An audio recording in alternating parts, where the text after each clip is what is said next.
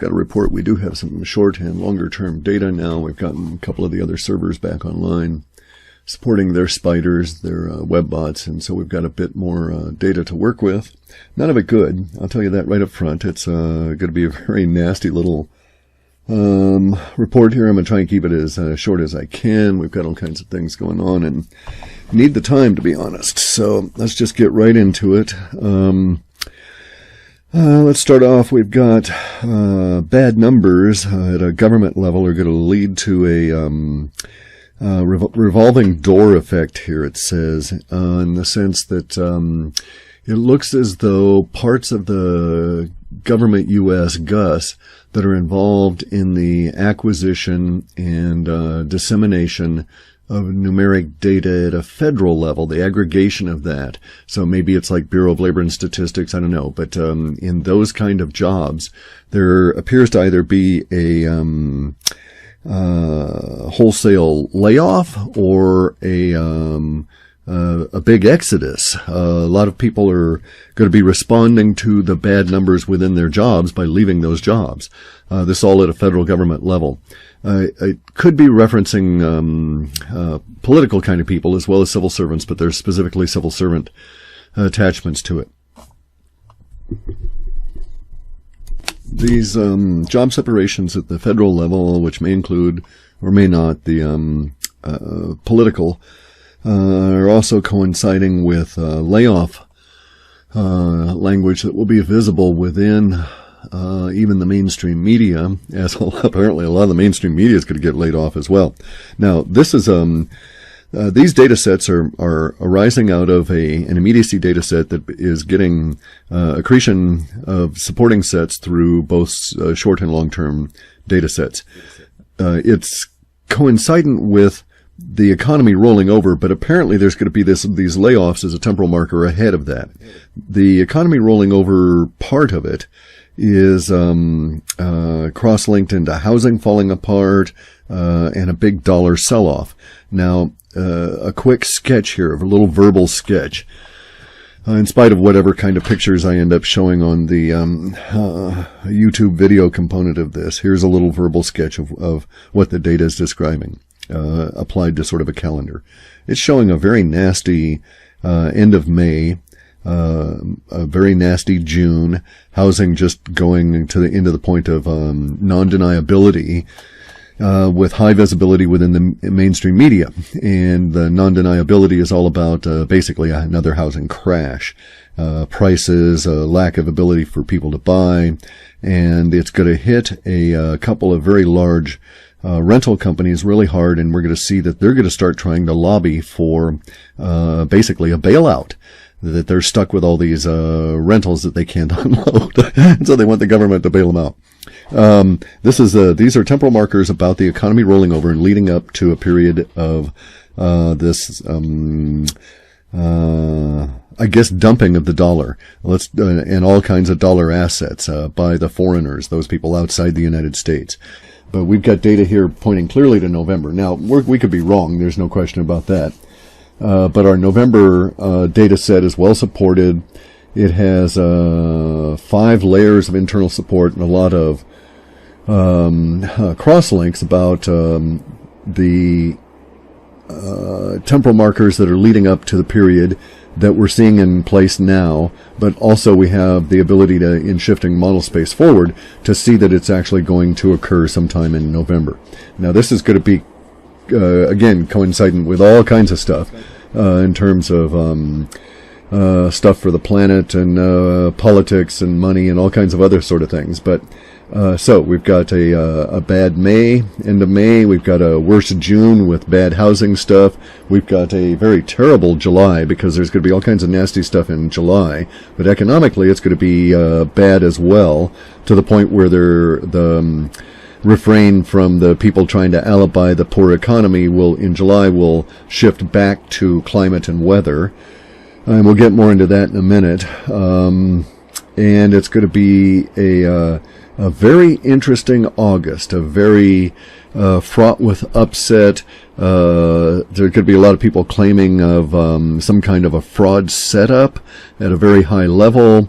This is going to taint the USA political administration, apparently at both parties, is going to spread quite wide, and is going to taint them at a level that we'll see a bunch of resignations. I don't know if the resignations come in August or not. The scandal appears to break then. Let's see. Okay, and so that's all about the economy. Hey, the economy is rolling over, leading up to this dollar dumping by foreigners that begins in November, which basically, I guess we can say, we're also looking, if we want to look at the same calendar of May through to November, we're looking at your food prices creeping up at 2 and 3 and 4 and 5%, maybe 10 and 20% on individual items, depending on what they are, because of how the dollar is being received overseas. So you might see all of a sudden a real increase in beluga caviar, for instance, right? Because the Russians don't want to take dollars and they want real currency, and so you got to pay with something, and so all of a sudden beluga caviar goes up 80-90%. But in a general sense, grocery items and these kind of things will be escalating at a rate of 2 and 3 and 4% per month over this period of time between November, before the hyperinflation hits. And that really hits in, it looks like the end of the first week in November. We'll be able to adjust that as we get more data here. But at this point, that's where we really have the tipping point. The tipping point is the death of the dollar, it turns out, the final climatic end of it, as people around the planet start dumping it, including U.S. citizens. Lots of howls of rage.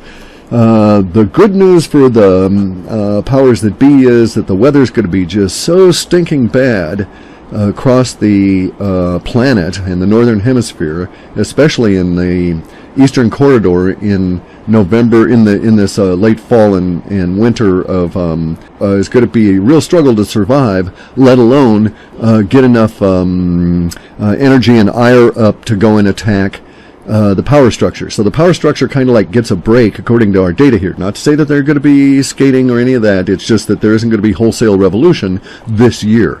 So anyway, and a lot of it's going to be due to the weather. People are going to be really pissed in November when basically the dollar decides to be, the people decide that they're going to flush their dollar holdings and really dump the things en masse in such a way that all of a sudden chaos enters into the picture on a daily basis, and we will all there will be a sudden turning to books like Dmitry Orlov's book on 5 stages of collapse, that kind of deal. Only people in the United States won't have the money to buy it because it'll be too damned expensive.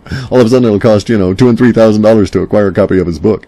It's going to be that horrific. I mean, I'm laughing simply because I'm male and stupid and crazy, and it strikes me as funny that it's finally all here. And we're getting data about such things as book sales and people being really frustrated, and break-ins at Amazon warehouses and such. Yeah, Amazon, you got break-ins coming. I don't think for that though. I don't know that they're breaking in for Dmitry Orlov's book. It looks like it's part of this a few incidents of rioting and that kind of thing that occur in the course of winter in some areas where the weather is not quite as bad as in others. Anyway, the dollar sell-off, the dollar dumping goes from bad to really, really, really bad decay fairly rapidly, such that the little bit of long-term data we have backing up the short-term data, political chaos within the former American empire as the economic reality slaps everybody in the face. So there's that part of it. All right, so hey, let's get on to some bad news. All right, well, actually, let's stop for a minute and look at some good news. As an aside, coincident with and in lockstep with all of the degradation of the dollar economy from the rest of 2014, with an emphasis on May, June, July, August, and September, we have a set of data for silver and gold that are suggesting that they'll be moving in a stepwise fashion upwards. That they're going to be meeting some hard resistance, but at the same time, each and every step is going to be solid. It's going to form a base for the next step. It doesn't appear that there's going to be anything really spectacular again until November. November is when we might start seeing the really rapid degradation of the dollar to the point that we're getting the $20 to $100 a day moves in the price of silver. And I'll try and come back to housing as relates to that as well in a minute. Okay, so we've got the stepping of gold and silver prices, the breakdown of the fixing process globally for all the metals, including gold and platinum and this kind of thing. It's going to occur very rapidly. Data is showing that that'll work itself out over probably mostly the month of June, such that there's something that goes on that when silver hits its real big step, maybe as early as July, I don't know. It'll be followed fairly shortly by gold, because gold will no longer behave as the powers that be would want it to. Okay, now the Terra entity stuff we've got is not good either. Okay, it's showing that the northern hemisphere is going to be plagued by 24 volcanoes that are going to be quite active and quite serious. Hang on, I got to go shift my old dog here. He's about to fall off his bed. Okay, dog butt having been rescued from a 4-inch slide to the floor, we can proceed here. So we've got this thing saying 24. Frequently in our data sets we get numeric representations as numerals spelled out in the language, like 13 all spelled out, or 14, that kind of thing. Mostly those numeric representations are valuable but inaccurate. They have a tendency to let us know this could be more than one, that the number might be significant, and that sort of thing. Rarely do we get the references to groups where the groups are specific, as in a dozen. Mostly in terms of descriptors for groups, they'll be terms of few or many, these kinds of more vague words. So the fact that we have a descriptor at a dozen, I'm not going to say that we're going to end up with exactly 24, but it does apparently seem to suggest that we'll be able to count these in a dozen at a time in these two or three clusters, that these volcanoes are going to become active. Most of them appear to be under the sea. There does appear to be a pulsing or a magma flow issue that affects North America. I'm not going to suggest that we're going to get a volcano that's going to go off, but certainly there appears to be a lot of language about just that kind of an event. Now, let me suggest, though, that we do have some long-term data that goes out until 2017 and 18, suggesting there's going to be a very large earthquake in the Pacific Northwest.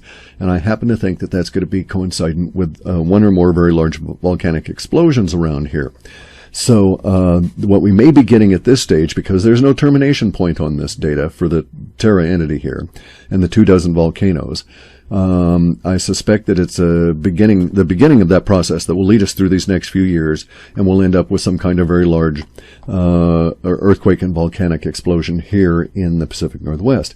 Now, the volcanoes that we've got listed, the data sets that we've got highlighted here for the 24 volcanoes are actually going in a kind of a weird process as you move the data sets forward, or move model space forwards. Data sets acquire or lose, that is to say, they don't lose it, they just simply stop gaining supporting sets. So this data set is not heartening to watch as it goes through model space, because it continues to gain supporting sets under all of these little sets indicating nasty reactions from volcanoes. Much of the volcanic activity that apparently is going to occur in the near term, as is referenced by the immediacy in the short-term data, seems to suggest it's going to be more of the idea of smoke across the water, and that we'll end up with some kind of Russian volcano or some kind of Pacific volcano subsea that may break the sea surface in such a manner that we end up with volcanic smoke that comes into North America. It appears it's going to come in through the Alaska Loop, go down over Canada, and settle in on bits and pieces of North America, not necessarily the West Coast. So that seemed to suggest Kamchatka as an origination point, given the current weather conditions and so on. We'll see how accurate that is. However, the longer-term growth of this data set all the way through 2014, and when I push it out to the little bit of long-term data that I've got at the moment, shows that we're moving into a period of transformation of the planet that is to say the planet beneath our feet, Terra. And much of this transformation is going to be coming through the form of fire. Anyway, we should have seen some of the volcanic activity arise. So we're looking at, over the course of the rest of this year, another 6 months or so, these 24 volcanoes starting to indicate their presence is much more active. Now, a lot of that, as I said, a lot of the supporting sets for that don't indicate any kind of an eruption at the moment, but there are all kinds of supporting sets for cracks, for lahars, for movement under mountains, for further sinkholes, and also for something that we're going to have to call a long-running sink, okay? Or maybe we'll call it a slink or something, I don't know. But these are going to be sink lines or sink runs rather than sink holes. They're not going to be as a result of water mains bursting, but that's what it's going to look like in some places, because they'll be long-running cave-ins. And some will be quite significant. These slinks, or these long-running sinkholes, are going to end up with some notoriety. We'll find out what they're going to be named by the end of the year. There's going to be a new word that's going to have to be created for this phenomena. They're going to be quite devastating in some areas, because in at least 2 areas, I think, separated by half a planet, but I don't know. But the 2 areas are both politically significant. We have those designators, and their projects are politically significant, and their projects are going to go into the toilet and get flushed, because these slinks are going to tear up the ground, and so they won't be able to have giant pipelines and crap.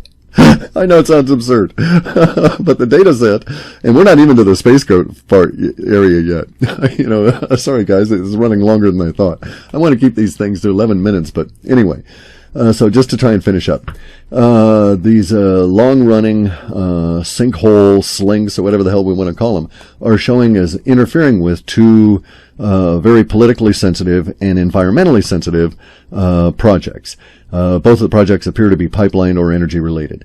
Also, there's a subset within here indicating that the slinks are going to cause termination problems for nuclear plants. If that's the case, then I can say that the further subset within that area points to some kind of a river changing course or being drained. And it looks to be in the southeast, and it looks like the river will lose 5 or 6 inches in such a way that it'll uncover lead-in tubes for a nuke plant and cause something of a crisis. That appears to be late in the year. I don't know if we don't have a firm correlation between some of the data sets as they arise and major temporal markers such as the dollar sell-off, which we can peg pretty clearly into November at this point. So I'm tempted to think that this slink causing the river to drain or change, leading to the nuke plant stuff, it does appear to arrive in enough strength ahead of that I can say it probably is an August, September, October kind of a thing rather than November, December. But that's the best I can do at this point, because I'm working with short-term data and not a lot of immediacy data in support of that. We're too far away. Okay, so Terra is going to have a rough time of it over the next few years. We're about to jumpstart that rough time, just like we're jumpstarting a car with 2 bad cylinders. It's going to be out of 4. It's going to be a really rocky and bangy sort of ride from that point on. Apparently we will improve. We're going to go through a transformation process. The negative part of that is the transformation process appears to involve a whole lot of fire, and take that seriously in Europe as well, guys. You guys are going to see smoke on the waters and gambling halls burning, all of that there as well. Now, going on to Space Goat Farts, because I got to wrap this up. I've got a lot of other work to do. We've got a couple of weird data sets for Space Goat Farts indicating that there may be something of a breakthrough in emotional context around Space Goat Farts prior to the tipping point of the dollar sell-off in November. The breakthrough may be not disclosure as we would think of it, because it's not going to be the powers that be running around saying, oh, look at the funny aliens. hey, here's Bob. He works down in, and he just so happens to be from Arcturus. No, rather what we're showing here is there's going to be some kind of an event that's going to create a whole lot of confusion. So let's just say it's going to be another one of those swirly things, and so we could say swirly thing alert. Like the swirly thing that hit Norway when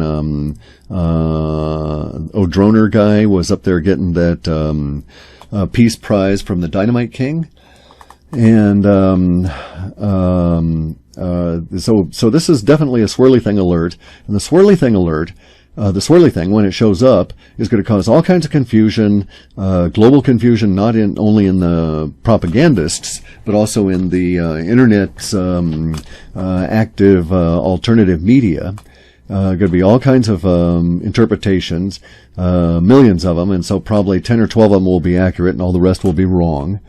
So let's not get hung up in interpretations about the swirly thing for a while, because the swirly thing is going to lead to, for those of us that are paying attention, to apparently, as described by our data sets, sort of like let's call it a sky or a space mirror, in the sense that we'll be able to, for a brief period of time, following the swirly thing, or as a result of, or during the swirly thing, realize that we're being observed, and be able to see, to some extent, those who are doing the observing. So let me just make it into a really crude visual description, just to give you an idea of what we're getting out of some of the immediacy data sets.